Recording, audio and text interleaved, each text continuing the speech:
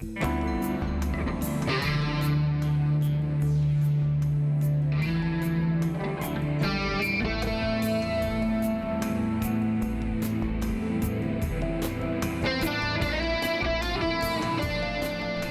and welcome. This report examines the abrupt reversals in net zero policies, particularly the rejection of electric vehicles, EVs, mandates, and the urgent reconsideration of large-scale green energy projects. All this has badly shaken the greenwashing coercion effort worldwide. Many of those policy U-turns stem from exponentially growing public backlash against the crippling economic, social, and environmental costs that were grossly misrepresented in the initial climate strategies.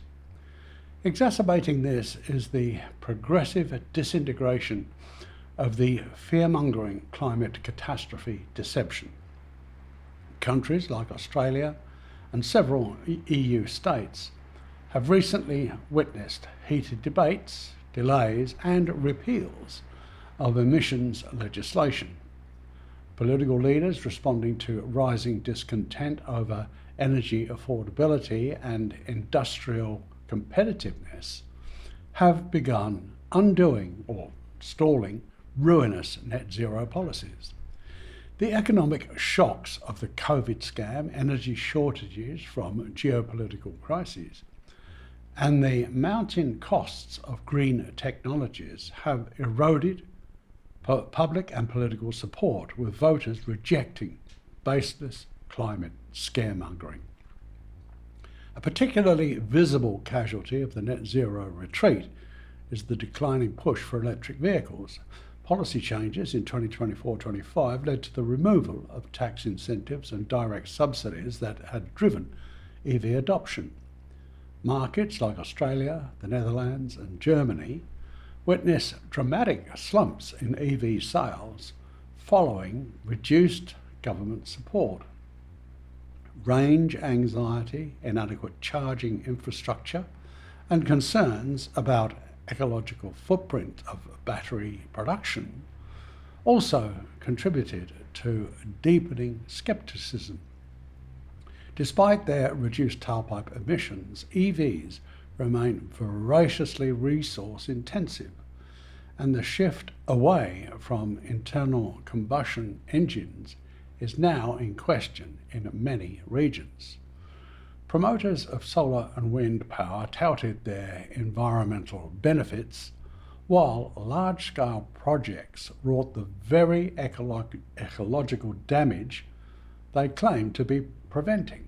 Clearing for utility-scale solar devastates native habitats and create desertification, alter water flows and increase local dust pollution, harmful to both biodiversity and nearby communities.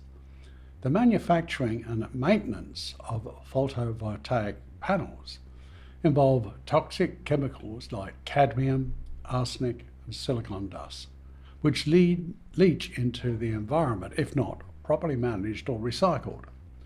Solar towers continually generate intense heat, incinerating birds and insects in flight. Wind installations require vast tracts of hitherto productive land, leading to habitat fragmentation and losses for sensitive wildlife. Bird and bat fatalities from turbine collisions are an ongoing and grossly underestimated problem. Ever more regions report significant loss in bird populations near wind corridors. Construction activities generate dust, noise, and runoff, degrading soil, air, and water quality. While wind and solar are lower in direct emissions than carbohydrate fuels, their unacceptably harmful local environmental impacts, from ecosystem disruption to chemical pollution, were routinely minimised or omitted in policy rollouts. The abrupt rejection of net zero policies, especially around EVs and visually polluting renewables, signals a reckoning with the egregiously false pretenses that underpin the greenwashed strategies and the pending genocide of Agenda 2030. The deliberate failure to communicate or address environmental trade-offs, inflated economic promises, and uncoordinated policies triggered strong political backlash.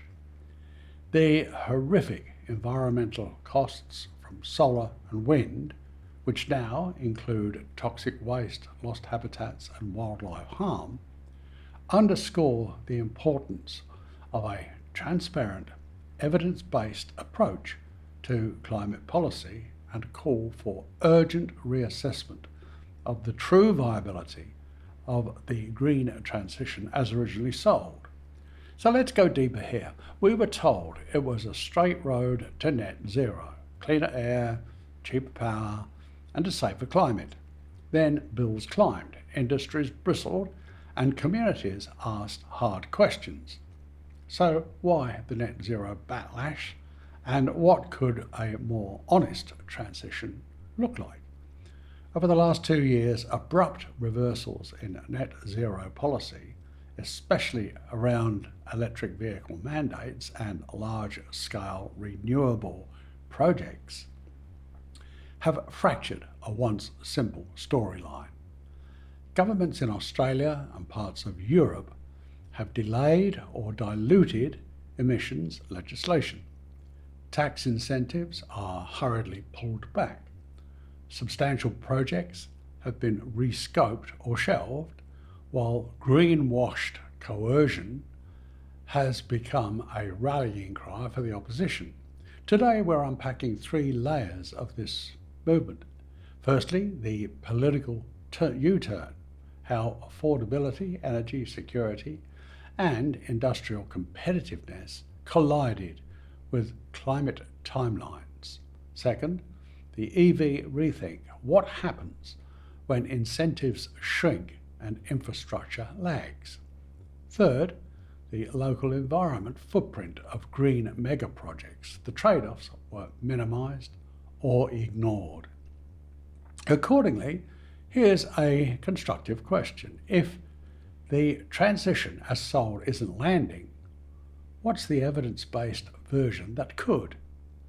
Let's start with the big picture. After years of ambitious targets, apprehensive governments are tapping the brakes. Why?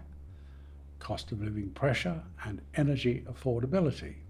Households facing volatile electricity and fuel prices are less tolerant of policies that add near-term costs, even if they promise long-term savings.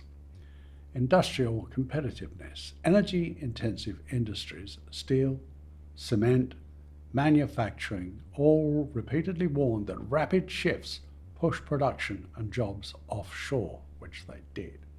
Energy security shocks, scandemic aftershocks, and geopolitical crises made countries prioritise the reliability of keeping the lights on over speed. The trust gap. Early climate strategies obfuscated infrastructure needs and hidden costs.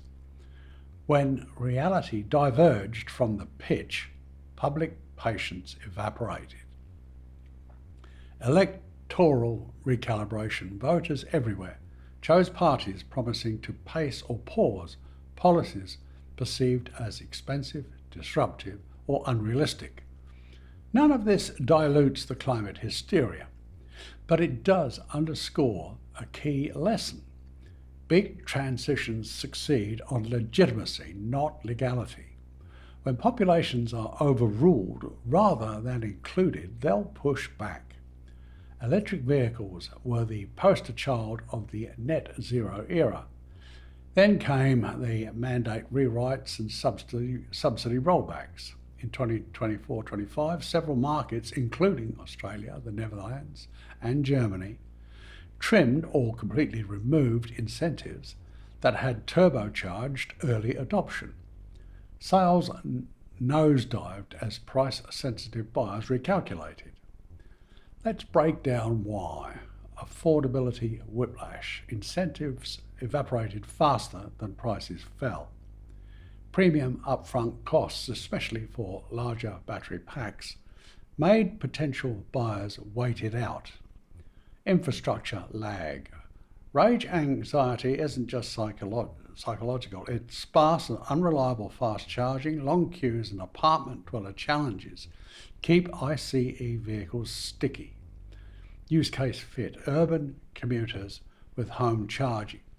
For city dwellers, EVs can be a dream, but for rural drivers towing long distances, the calculus is much tougher. Environmental questions. Critics point to battery mineral mining, water use, and the ugly ecological footprint of production.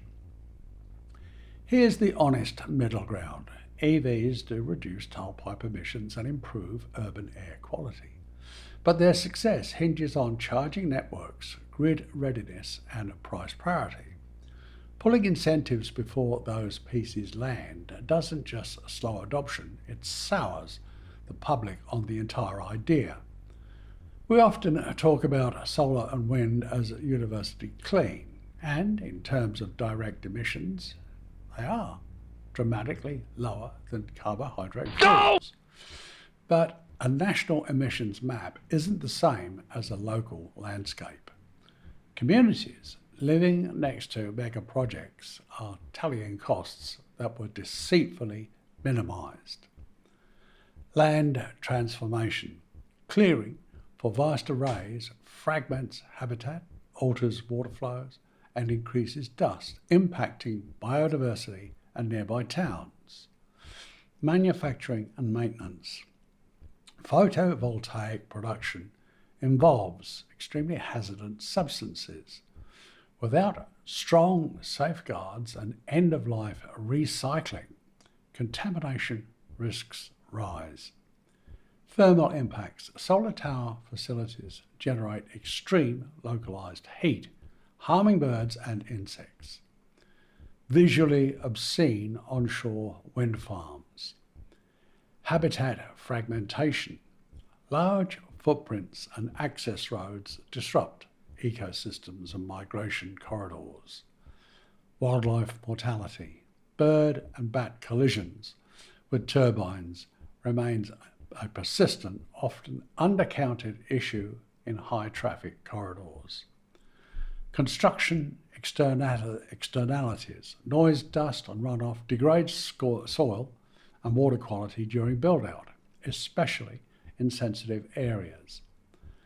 So how did ambitious green goals become political liabilities? Well, a few themes keep showing up. Overpromising and under-delivering. Cheaper, cleaner, no compromises was a compelling message. But timelines were tight, supply chains were fragile, and grid needed upgrades that take years, not months. One-size-fits-all mandates. National targets didn't map cleanly onto regional realities. Rural versus urban, industry versus households, apartment versus single family. The transition isn't uniform. Hidden system costs. Transition lines, firming capacity storage, solutions and permitting reforms can be both costly and time-consuming. When these expenses became apparent, they sparked a wave of sticker shock that fueled widespread distrust. Distributional impacts. Who pays? Who benefits? Communities asked why they should absorb the local burdens of projects when benefits were exported elsewhere. Narrative control versus transparency. When trade-offs are minimised, critics fill the vacuum. The result, scepticism migrates from specific projects and directly challenges the fake climate catastrophe agenda. The consequence isn't just policy delay, it's trust recession. And trust is the most valuable currency a transition can have. Globalism's doomed green transition is rapidly losing altitude with no idea what a stable flight plan would look like. The net zero whiplash isn't only a story of dramatic reversal, it's a stress test and a second chance to graduate from resistance to practical solutions. But all the while, globalism's threat of Agenda 2030 menaces humanity. Nothing can change for the better. Thank you for watching.